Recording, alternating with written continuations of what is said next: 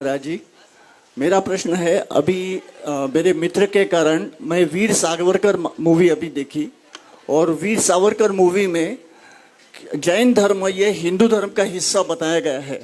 थोड़ा सा और लगा कि हम बचपन से जानते हैं कि जैन धर्म ये हमारी अलग से प्रणाली है, जैन धर्म ये बहुत अलग है, और इसको हिंदू धर्म में बताना तो आगे की जनरेशन के लिए, आगे बच्चों जो बच्चों वीर सावरकर मूवी देखेंगे वो हम हिंदू है, हमारे मार्कशीट्स वगैरह जो सर्टिफिकेट्स है उसमें हिंदू आएगा, तो इसके मैंने जरा मार्गदर्शन किया। बहुत बढ़िया।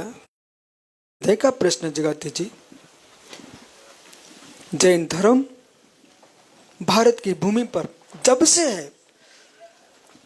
भगवान ऋषभ देव जब हुए तब भारत में राम नहीं थे। भगवान ऋषभ देव जब भारत में हुए तब नारायण कृष्ण नहीं थे। जब भगवान ऋषभ देव भारत में हुए तब रुद्र शंकर जी का जन्म नहीं हुआ था। ये दुनिया को मालूम है। इसलिए सबसे पहले जैनियों का दायित्व है, भगवान महावीर स्वामी की जयंती जैसे मनाते हैं आप, ऐसे भगवान ऋषभ देव की जयंती मनाइए। और ऋषभ देव को आगे रख करके, यदि आपको मालूम होना चाहिए भैया, सरकार भी महावीर स्वामी का नाम ज्यादा क्यों ले रहे हैं, क्योंकि महावीर का नाम लेने से आप सब छोटे हो जाओगे।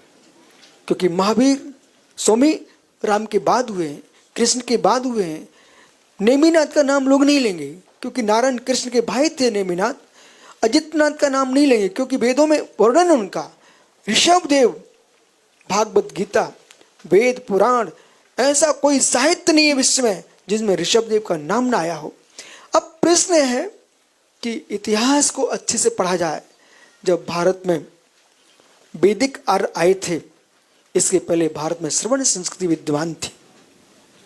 और ये श्रवण संस्कृति आपको मालूम होना चाहिए, भारत की सरकार को, विश्व को ये मालूम है कि हाथी हाथी होता, हाथी चूहा नहीं होता है।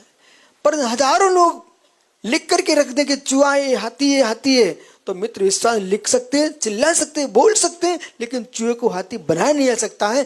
कितनी ये मूवी बना लें, कितनी प्रचार कर लें, लेकिन इतिहास साक्षी है। भारत के चट्टान चट्टान, भारत के पर्वत पर्वत, भूमि भूमि, जितने विशिष्ट तीर्थ भूमियां हैं वे संपूर्ण जैन मंदिर हैं।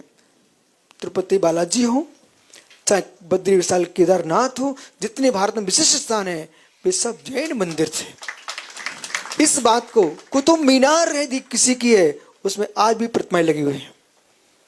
जिन मंदिर हैं, लाखों लाखों जिनालयों को बदला गया है नाना रूपों में, हर संप्रदाय ने बदला, लेकिन अपना किसी संप्रदाय से विरोध नहीं है, परंतु किसी के इतिहास को बदल देना इन युवाओं का दायित्व, आप सबका दायित्व है।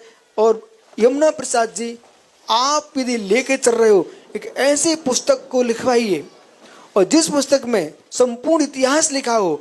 और जगाती जी, आप जैसे युवा लोगों का दायित्व है कि जैन दर्शन का इतिहास, प्राचीन इतिहास ग्रंथ पहले से भी लिखा रखा हुआ है, स्वाध्याय करें, स्वाध्याय कराएं, छोटी छोटी पुस्तकें लिख करके रखें और जगत में प्रचार प्रसार करें।